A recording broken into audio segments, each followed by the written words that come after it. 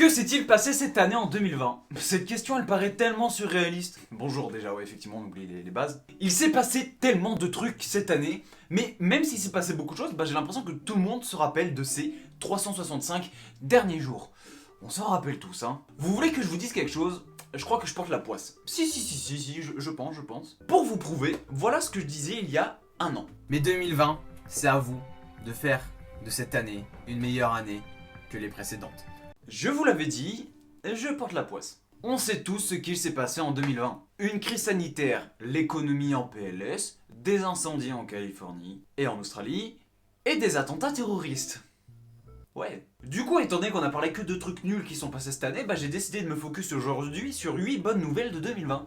Parce que oui, en 2020, il s'est quand même passé des trucs cool.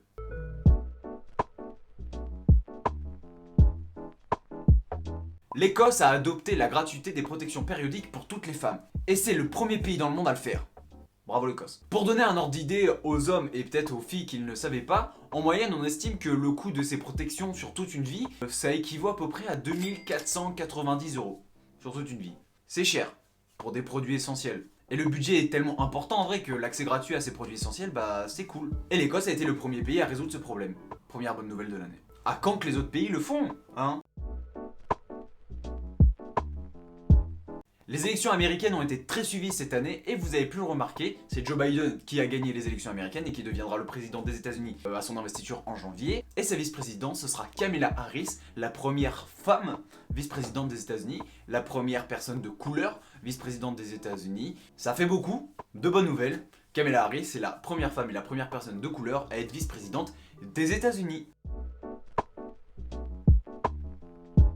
L'agriculteur français Paul François gagne définitivement son procès contre Monsanto. Enfin, depuis le temps qu'on en parle de cette histoire, depuis 13 ans. Il était temps. Le congé paternité a été allongé en France. Ce qui est un moyen significatif quand même, c'est assez important parce que ça pourra permettre par exemple à un père d'être plus présent dans l'éducation de son enfant et aux femmes d'être moins pénalisées, de pouvoir revenir dans le monde du travail beaucoup plus tôt. C'est cool, les choses s'améliorent. Égalité des sexes, tu seras bientôt à 50-50. T'en fais pas, ça arrive bientôt.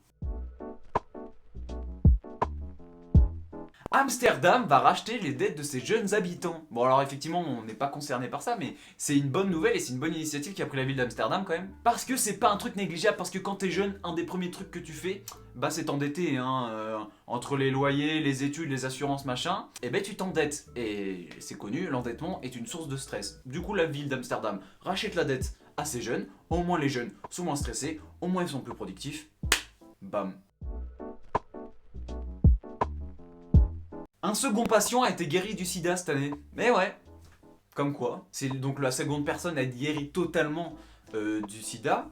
C'est cool, parce que tous les ans, encore aujourd'hui, il y a des milliers, peut-être des millions, je sais pas, j'ai pas les chiffres exacts, de personnes qui meurent du sida. Il y en a qui vivent avec toute leur vie, mais en être guéri totalement, aujourd'hui c'est assez rare. Et on n'a qu'à croiser les doigts pour que ces petites exceptions, par-ci par-là, enfin en tout cas ces deux exceptions, deviennent des généralités d'ici les prochaines années.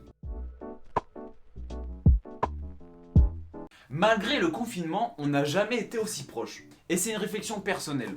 Alors effectivement, cette phrase elle a un peu à double sens parce qu'on est de plus en plus proche alors qu'il y a la distanciation sociale. Mais je me suis rendu compte qu'avec le confinement, les gens ont eu conscience que les gens qui étaient autour d'eux, ils étaient importants. Genre les gens ont pris plus de nouvelles que d'habitude et se sont rendus compte que prendre des nouvelles c'était important, que ce soit par rapport aux personnes âgées, aux amis, aux gens isolés. Les gens ont aidé leurs voisins pour faire les courses quand ils avaient le Covid, etc. Je trouve qu'il y a eu un aspect beaucoup plus social. C'est un peu paradoxal. Je sais pas si vous avez eu la même constatation que moi. N'hésitez pas à donner votre point de vue en commentaire. Ça peut être grave intéressant et on peut en discuter. Je répondrai, il n'y a pas de souci. Mais j'ai l'impression que, avec le confinement et les distanciations sociales, paradoxalement, les gens se sont rapprochés. La 8e bonne nouvelle de 2020, c'est que la MIF grandit de jour en jour. Vous étiez pas prêts à celle-là. Effectivement, je vois que vous êtes de plus en plus nombreux à me suivre. Merci beaucoup. J'espère que ce que je fais, vous kiffez. Moi, je kiffe le faire, que ce soit sur YouTube, sur TikTok, sur Instagram, pour vous récompenser, entre guillemets. Voilà, je voulais vous offrir quelque chose. Mardi, il y aura une vidéo qui sortira. Restez connectés, mettez la petite cloche. Il y a une petite surprise. Voilà, j'espère qu'elle vous plaira. Si vous me suivez sur Instagram, vous devinez de quoi je parle. Voilà l'ami, j'espère que cette vidéo vous a plu. Effectivement, c'était une petite vidéo sans prise de tête. Je voulais pas vous bombarder d'infos, de machins, de trucs. Je voulais qu'on discute 5 minutes pour voir que finalement en 2020 il s'est passé des trucs bien. Effectivement, il s'est passé beaucoup de trucs négatifs. Hâte que cette année se finisse, en espérant que 2021 sera pas encore pire. On touche du bois, je sais, j'ai tendance à porter l'œil apparemment. Si la vidéo vous a plu, vous connaissez, n'hésitez pas à la liker. Pourquoi j'ai fait ça? Il y a encore 2-3 vidéos qui vont sortir avant la fin de l'année. C'était Rico. Merci à tous d'être là et d'être de plus en plus nombreux. Thanks.